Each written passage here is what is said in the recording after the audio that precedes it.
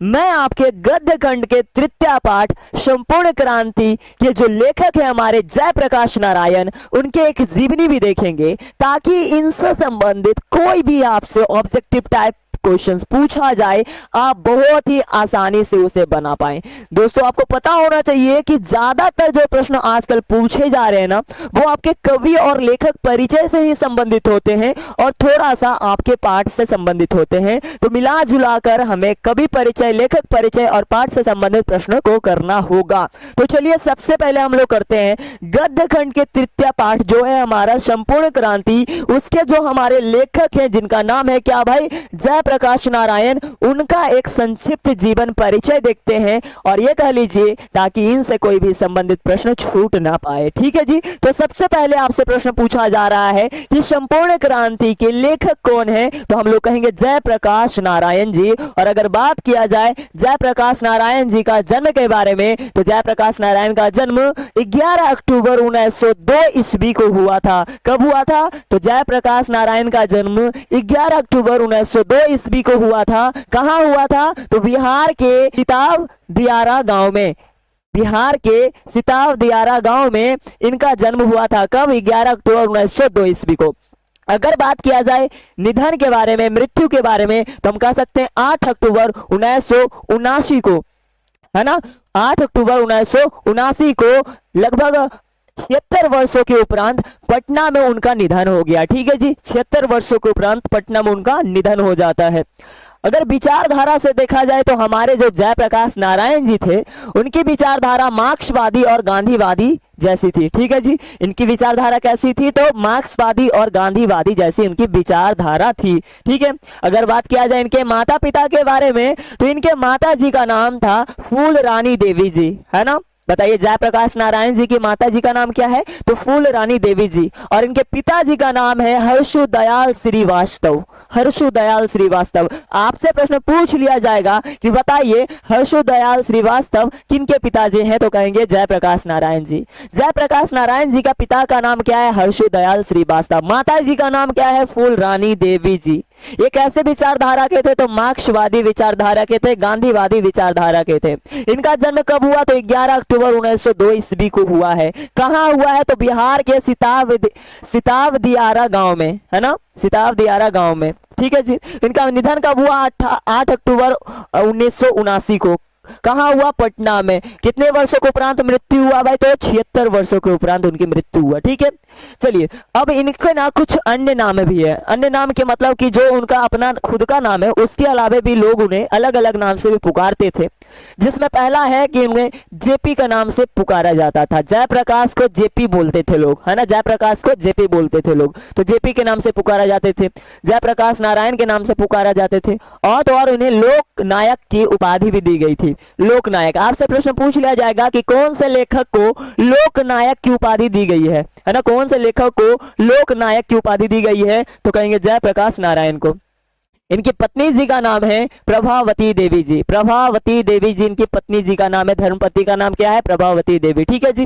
इनके कुछ प्रमुख कृतियां भी हैं, कृतियां मतलब रचनाएं भी हैं, जैसे कि रिकंस्ट्रक्शन ऑफ इंडियन पॉलिटी। आपसे प्रश्न पूछ लिया जाएगा कि रिकंस्ट्रक्शन ऑफ इंडियन पॉलिटी किनकी रचना है, तो कहेंगे जयप्रकाश नारायण जी। ठीक है जी। इस प्रश्न को एकदम बिल्कुल बढ़िया से सुन लीजिए कि रिकंस्ट्रक्शन ऑफ इंडियन पॉलिटी किनकी रचना है, तो कहेंगे जयप्रकाश नारायण जी। ठीक है। शोध की मंजिलें, जयप्रकाश नारायण जी। एक चिड़ा और एक चिड़ी की कहानी, जयप्रकाश नारायण जी। संपूर्ण क्रांति, तो हमारे जयप्रकाश नारायण जी। ठीक है जी। तो ये इनके क्या है भाई, प्रमुख कृतियां हैं, रचनाएं हैं। कौन कौन, रिकंस्ट्रक्शन ऑफ इंडियन पॉलिटी, शोध की मंजिलें, एक चिड़ा एक चिड़ी की कहानी और संपूर्ण क्रांति। उसके साथ साथ देखा जाए तो निवास स्थान क्या है भाई इनका, तो कहेंगे बिहार के सिताव दियारा, है ना, गांव के निवासी थे ये। बिहार के सिताव दियारा गांव के ये निवासी थे। ये गांव कहां पड़ता था भाई, तो जो उत्तर प्रदेश के बलिया और बिहार के सारण जिले में यह गांव फैला हुआ था, है ना। ये जो सिताव दियारा गांव है ना, बिहार के जो सिताव दियारा गांव है वो कहां था भाई, तो कहते हैं उत्तर प्रदेश के बलिया और बिहार के सारण जिले में यह गांव फैला हुआ है, सिताव दियारा गांव। यही के वे निवासी थे। कौन, हमारे जयप्रकाश नारायण जी। ठीक है। इनको कुछ पुरस्कार भी दिया गया, पुरस्कार मतलब सम्मान पुरस्कार भी दिया गया है। तो कैसे कैसे भाई, तो कहते हैं 1965 में 1965 में समाज सेवा के लिए, किस चीज के लिए? समाज सेवा के लिए, है ना, रेमन मैग्सेसे सम्मान पुरस्कार दिया गया था। रेमन मैग्सेसे सम्मान पुरस्कार दिया गया था कब? 1965 में। किस लिए? समाज सेवा के लिए, ठीक है। रेमन मैग्सेसे सम्मान पुरस्कार उनको दिया गया था। और तो और इतना ही नहीं, बल्कि 1958 में, है ना, 1998 में भारत रत्न भी इनको दिया गया था, है ना। 1998 में क्या दिया गया था? भारत रत्न भी दिया गया था। अब आप सोच रहे होंगे कि सर जब इनकी मृत्यु 1979 में ही हो गया तो इनको पुरस्कार 1998 में कैसे मिला, है ना। आप भी सोच रहे होंगे कि इनकी मृत्यु तो भाई 1979 में ही हो गया, तो इनका जो भारत रत्न का पुरस्कार है 1998 में कैसे दिया गया? तो ये जो पुरस्कार है उनके मृत्यु के उपरांत दिया गया है, मृत्यु के उपरांत, मर जाने के बाद दिया गया, ठीक है जी। तो कहते हैं कैसे? तो भारत रत्न से सम्मानित कैसे हुए जरा देखिए, भारत रत्न से सम्मानित कैसे हुए देखिए जरा। कहते हैं जयप्रकाश नारायण को स्वतंत्रता संग्राम और गरीबों एवं दलितों को उत्थान मतलब उसके हित चाहने के लिए, है ना, उसके भला चाहने के लिए। तो कहते हैं क्या भाई? कहते हैं कि जयप्रकाश नारायण जी को ना स्वतंत्रता संग्राम के लिए और गरीबों एवं दलितों को उत्थान के लिए, भलाई के लिए उन्हें अमूल्य योगदान दिए, है ना। गरीबों के लिए और तो और दलितों के लिए उन्होंने अमूल्य योगदान दिया, खूब जमकर उनका भला किया, है ना। उसके लिए उन्हें मरणोपरांत का मतलब मृत्यु के बाद, मरणोपरांत का मतलब मृत्यु के बाद भी, है ना, भारत रत्न के सर्वोच्च नागरिक पुरस्कार मतलब भारत रत्न 1999 ईस्वी में उनको दिया गया, ठीक है जी। 1998 और 99 ईस्वी में इनको क्या दिया गया? भारत रत्न का पुरस्कार दिया गया, ठीक है जी। तो बताइए, सोचिए कि मरने के बाद भी पुरस्कार दिया जाता है अगर आप अच्छे कर्म करेंगे तो, ठीक है जी। तो हमारे जयप्रकाश नारायण जी को भारत रत्न दिया गया था मरने के उपरांत में 1958 में, है ना, 1998 में। अब जरा देखिएगा इनके शिक्षा को जानिए, है ना, कि इनकी शिक्षा कैसे हुई, है ना, इनकी शिक्षा कैसे हुई ये जरा देखिएगा, ठीक है जी। इनकी शिक्षा कैसे हुई ये जरा देखिए। कहते हैं कि आरंभिक शिक्षा मतलब जहां से उन्होंने पढ़ाई लिखाई की शुरुआत करी, है ना। तो कहते हैं आरंभिक शिक्षा, है ना, कहां से हुआ? तो घर पर से ही। आरंभिक शिक्षा कहां से हुआ? तो घर पर से ही हुआ। उसके बाद कहां चले गए? पटना के कॉलेजिस्ट, एक कॉलेज था वहां पे वो दाखिल हो गए, है ना। पटना के कॉलेजिस्ट एक कॉलेज था वहां पे वो दाखिल हो गए, घर से पढ़ाई लिखाई शुरू किए, फिर पटना के कॉलेजिस्ट एक कॉलेज में उन्होंने दाखिला लिया, ठीक है। और यहीं पर मतलब उसी कॉलेज में बिहार में हिंदी की वर्तमान स्थिति पर एक लेख लिख दिए, है ना। क्या लेख लिख दिए? तो बिहार में हिंदी की वर्तमान स्थिति विषय पर एक लेख लिख दिए, ठीक है जी। हाँ, यहीं पर इसी पटना के कॉलेज में, है ना, उन्होंने एक लेख लिखा, किस विषय पर? तो बिहार में हिंदी की वर्तमान स्थिति पर उन्होंने लेख लिख दिया, ठीक है। और कहते हैं क्या? कहते हैं उस लेख लिखने के लिए उन्हें सर्वोच्च पुरस्कार प्राप्त हुआ, है ना। उस लेख को लिखने के लिए उन्हें सर्वोच्च पुरस्कार प्राप्त हुआ।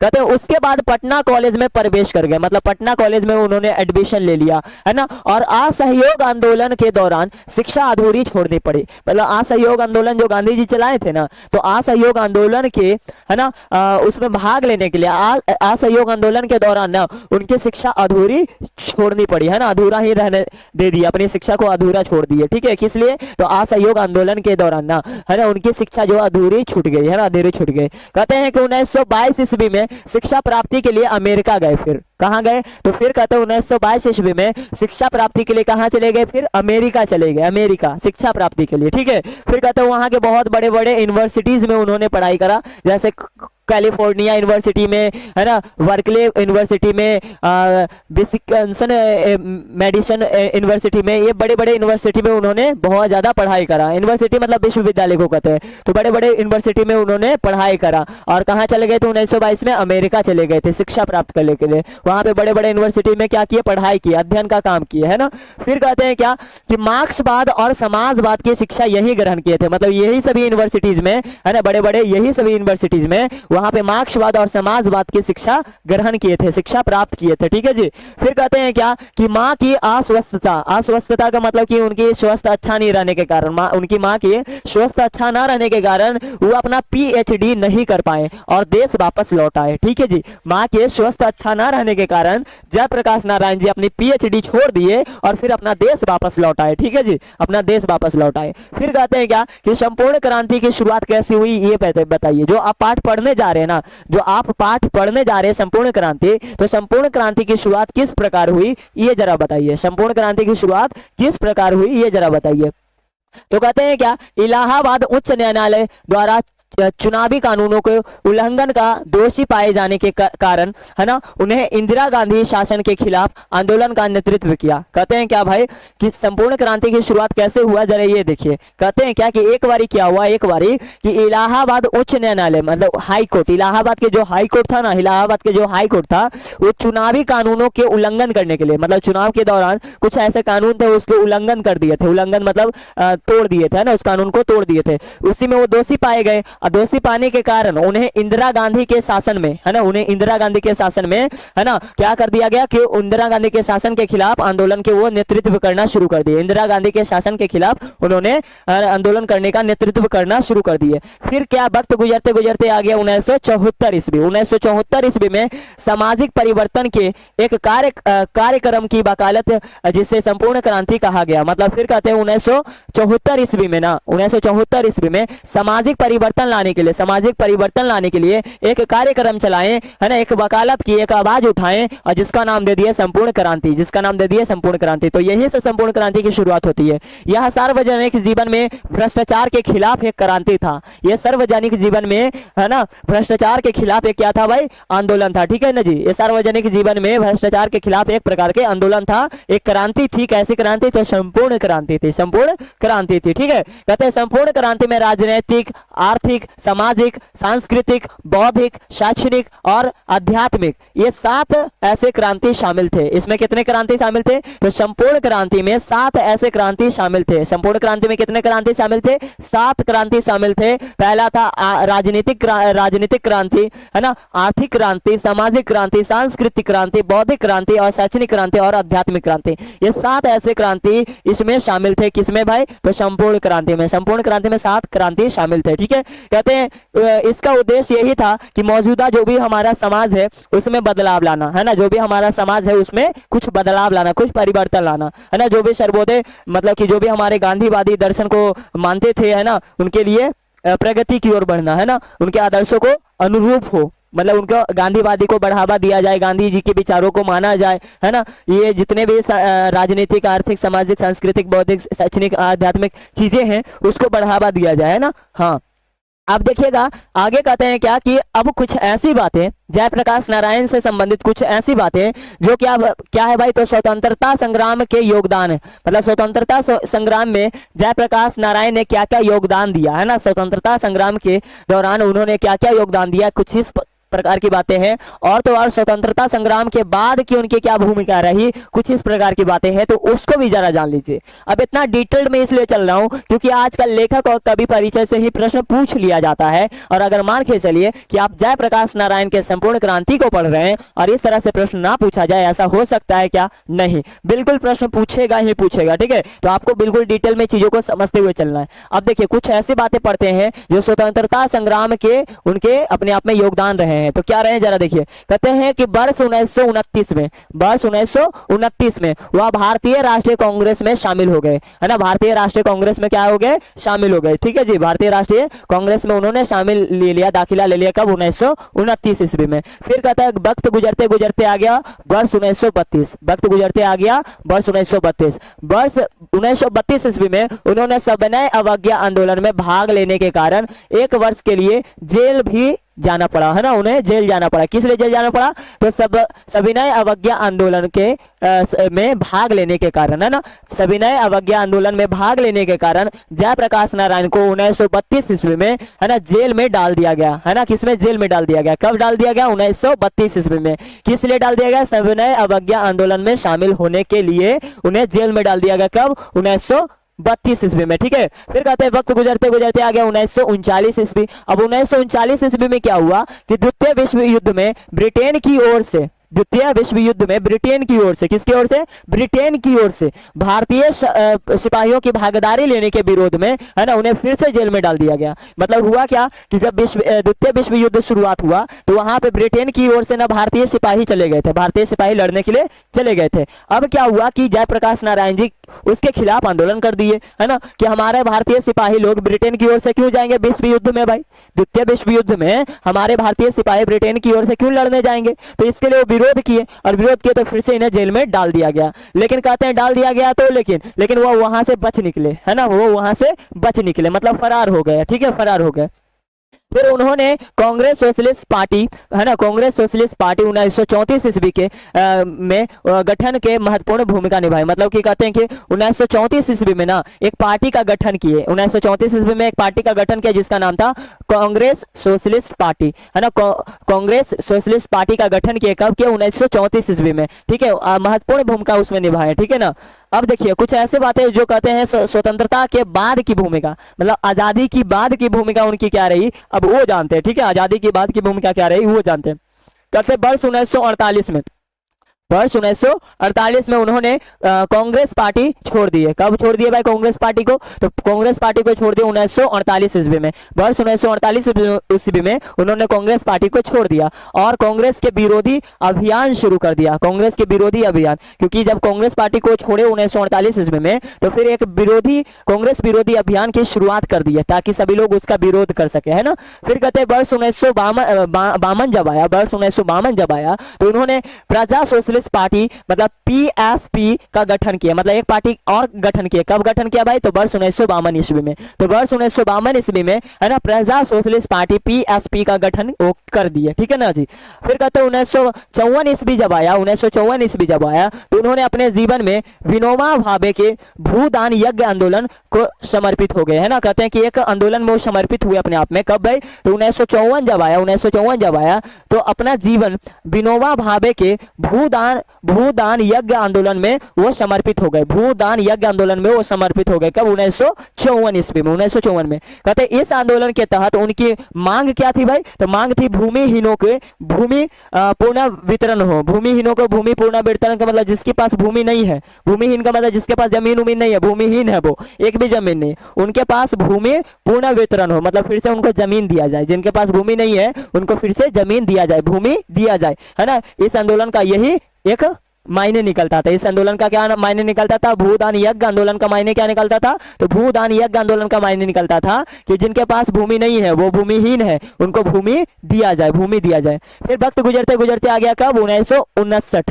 है ना, 1959 आ गया। अब 1959 में क्या हुआ कि उनको अपने गांव, जिला, राज्य, संघ मतलब संघ पार्षद, है ना, तो अपने गांव, जिला, राज्य और जो भी परिषद था 4 स्तरीय पदानुकार मतलब उनको पद दिया गया और उसके माध्यम से भारतीय राजनीतिक में पूर्ण निर्माण के लिए उन्हें प्रस्तुत किया गया। मतलब उनको गांव से चुन लिया गया एक नेता के रूप में, राज्य से चुना गया, जिला से चुना गया, जितने भी परिषद था उससे चुना गया और 4 स्तरीय पदानुसार, है ना, पदा अनुक्रम के माध्यम से, है ना, चारों जैसे कि गांव हो गया, जिला हो गया, राज्य हो गया और संघ परिषदों के, है ना, 4 स्तरीय पदानुक्रम के माध्यम से उन्हें भारतीय राजनीतिक में फिर से पूर्ण निर्माण कर दिया गया। फिर से भारतीय राजनीतिक में वो हिस्सा ले लिए, है ना, नेता बन गए, ठीक है। अब चलिए इतना कुछ जो जाने, क्या जाने भाई, इतना कुछ जो जाने, क्या जाने, जयप्रकाश नारायण के जीवनी के बारे में। आज सोचिए पहली बार अगर कोई यूट्यूब पे होगा जो इतना डिटेल्ड में किसी लेखक के बारे में बताता होगा। अब देखिए असलियत बात यह है कि मैं इतना डिटेल में इसलिए बताता हूँ, बाय द वे मान के चलिए कोई ऐसा प्रश्न पूछ ही लिया जाए और आपको नहीं बताया जाए तो कितना अफसोस होगा जब आप परीक्षा में एक प्रश्न छोड़ के आएंगे। लेकिन मैं डिटेल में इसलिए भी बताता हूँ कि हमारे जो महान महान पुरुष हैं उनके बारे में हम ना बताएं तो किसके बारे में बताएं। हमें तो इनके बारे में जितना शब्द बोले उतना कम पड़ता है ना। तो जयप्रकाश नारायण के बारे में जितना बोले उतना कम पड़ता है, इतना भी जो भी बोले, जो भी बताएं उतना भी कम ही है ना। लेकिन परीक्षा के व्यू से अगर देखा जाए तो यह भी कहीं ना कहीं बढ़िया है ना। तो सारी चीजें होनी भी चाहिए भाई। डिटेल में मैंने बताया, देख सकते हो कितना डिटेल में मैंने बताया, कितना डिटेल में बताया। और मेरे प्रेजेंटेशन को भाई दाग देना पड़ेगा, मेरे प्रेजेंटेशन को सैल्यूट करना पड़ेगा। जो मेरी मेहनत है आपके प्रति उसको सैल्यूट करना पड़ेगा। आप देख सकते हैं कि एक पॉइंट को किस तरह से अच्छे ढंग से सजा के मैं लाता हूं, है ना। हर बातों को बढ़िया से बताता हूं ताकि आपको अपने 2025 परीक्षा में अच्छे अंक आ सके, है ना, अच्छे अंक आ सके। तो यही बात है भाई, है ना। आपके लिए मैं मेहनत करता हूं, देख सकते हो कितना गजब का मेरा मेहनत दिखता है आप लोगों के सामने, कितना गजब का मेहनत दिखता है ना। तो ये सारे के सारे मेहनत सिर्फ आपके लिए।